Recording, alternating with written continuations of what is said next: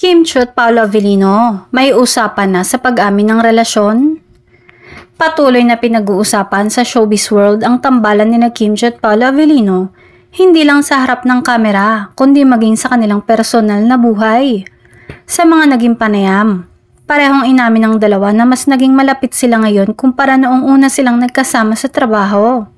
At sa kabila ng mga tanong tungkol sa tunay na estado ng kanilang samahan, lumutang ang revelasyon na tila may usapan na sila tungkol sa kung paano at kailan haharapin ang posibilidad ng pag-amin. Ayon sa malapit sa kanila, may kasunduan sila kasama ang kanyang mga kaibigan at co-stars na kapag dumating ang panahon na maging official sila ni Paolo, agad niya itong ipoproklama at hindi itatago. Sa kabilang banda, si Paolo naman ay hayagang nagsabi na masaya siya sa koneksyon na nabuo nila ni Kim at hindi niya ikinakaila ang mga kilig na nararamdaman. Gayunpaman, kapwa nananatiling maingat sina Kim at Paolo sa kanilang mga pahayag.